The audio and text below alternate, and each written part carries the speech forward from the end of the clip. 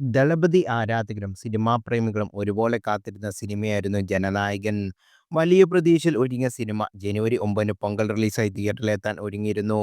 എന്നാൽ സിനിമയുമായി ബന്ധപ്പെട്ട സെൻസർ പ്രശ്നങ്ങൾ കാരണം ഇപ്പോഴത്തെ റിലീസ് നീട്ടിവച്ചിരിക്കുകയാണ്. ജനനായകനൊപ്പം റിലീസ് പ്രഖ്യാപിച്ച സിനിമയാണ് ശിവകാർത്തികേയന്റെ പരാശക്തി. ഇപ്പോഴത്തെ ഈ സിനിമയ്ക്കും സെൻസർ സർട്ടിഫിക്കറ്റ് വില്ലനായി മാറുമോ എന്നാണ് എല്ലാവരും ഉറ്റുനോക്കുന്നത്.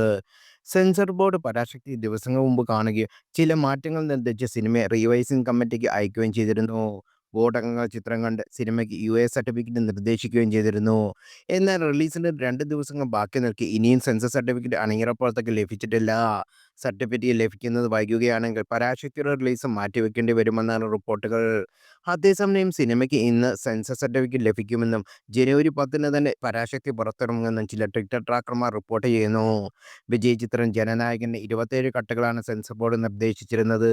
ഹിന്ദി, തെലുങ്ക്, മലയാളം, കന്നഡ ഭാഷകളിലെ ഡബ്ബ് ചെയ്ത പതിപ്പുകൾക്ക് അനുമതി നൽകുന്നതിന് മുമ്പ് ചിത്രത്തിന്റെ തമിഴ് പതിപ്പിന്റെ സർട്ടിഫിക്കേഷൻ ആവശ്യമാണ്. ഈ കാലതാമസമാണ് ഇപ്പോൾ സിനിമയുടെ റിലീസ് പ്രതിസന്ധിയിലാക്കിയിരിക്കുന്നത്. സിനിമയുടെ ഔദ്യോഗികമായി റിലീസ് മാറ്റിവെച്ചെന്ന് നിർമ്മാതാക്കൾ ഔദ്യോഗികമായി അറിയിച്ചു.